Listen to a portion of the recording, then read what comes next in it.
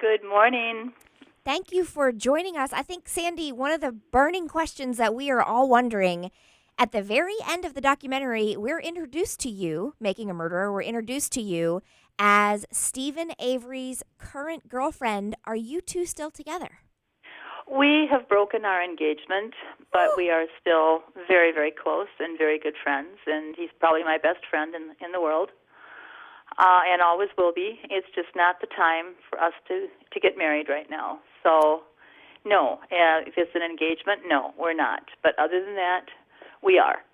And when so is I guess that's all I can say. And I will stick by him no matter what. Whether I plan on marrying him tomorrow or what, it'll still be the same.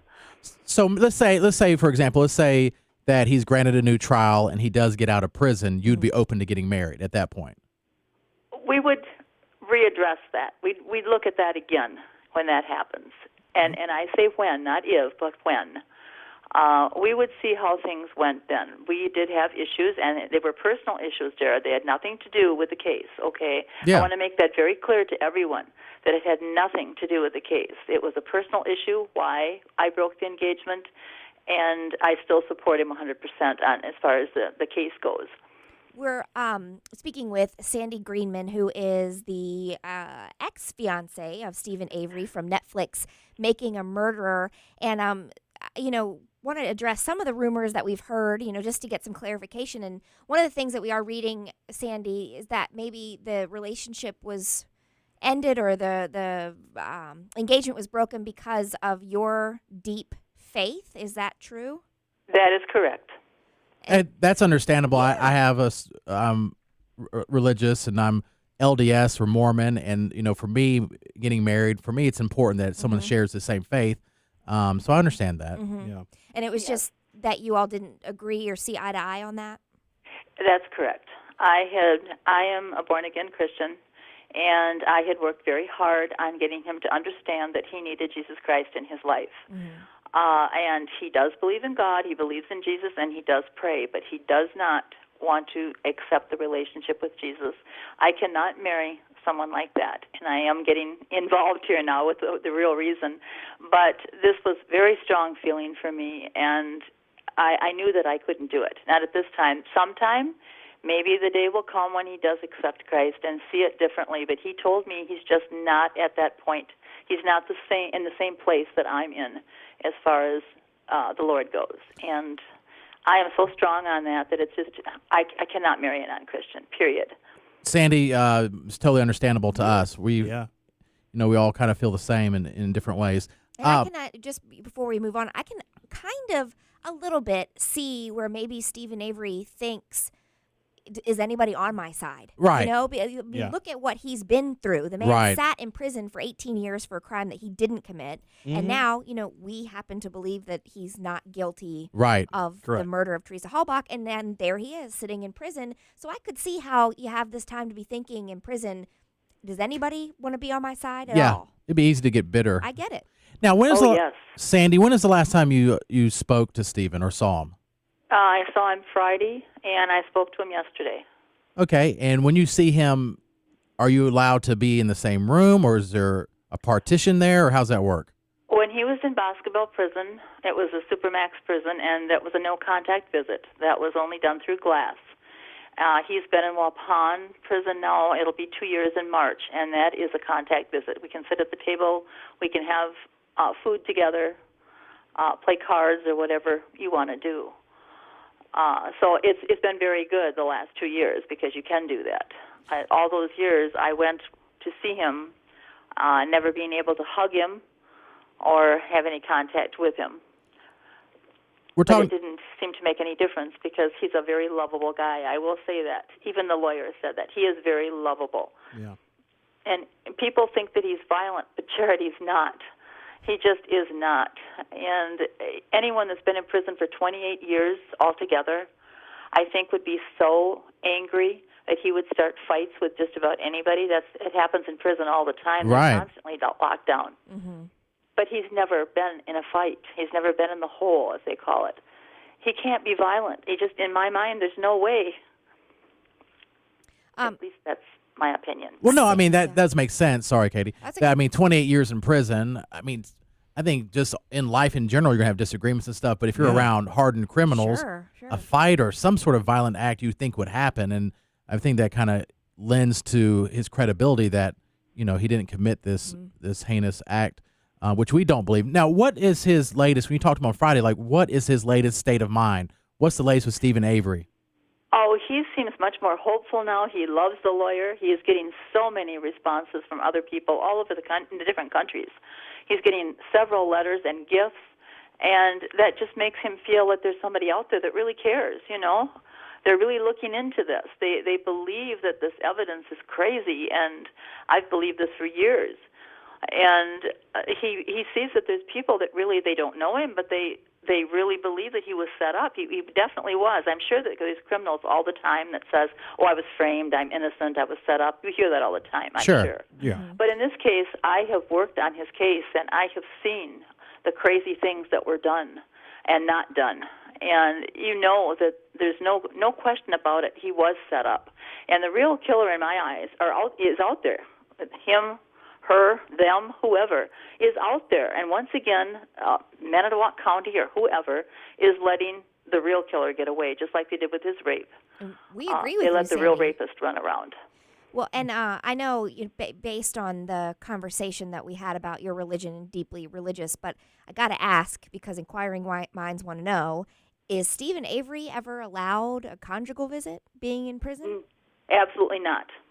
Okay. Not in the state of Wisconsin. No. Yeah, I think that's pretty standard. Mankiss or Matt, do you have I think for federal, if certain crimes you're not allowed. I don't know, but every I don't state's know. different, though. Who You're right. knew? Every Yeah. state's different. I I do actually have was thinking that, too. Were you? Yeah. Sandy, you mentioned that you help work on his case and have looked over his files. Do you still spend time every week or maybe a certain amount of time every day still looking over things or trying to find maybe a new lead or something? I don't anymore. It's all in the lawyer's hands. I just turned it over to her.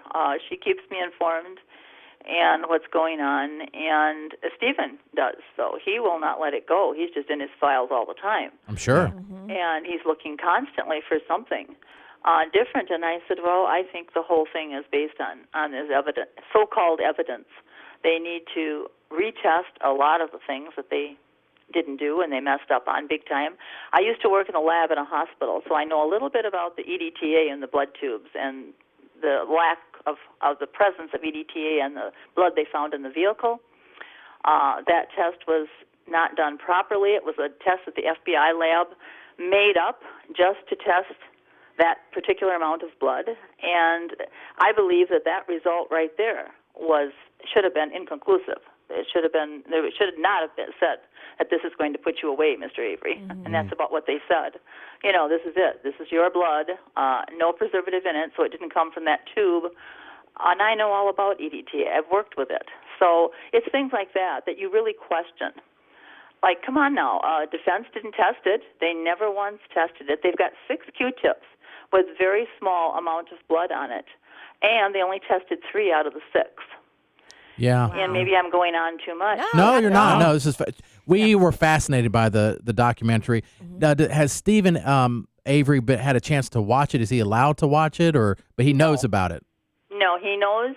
I've tried to explain a little bit about what's in it, but he's never been allowed to see it. He's asked the warden, but the warden has denied. Have you watched it, Sandy? Oh, yes.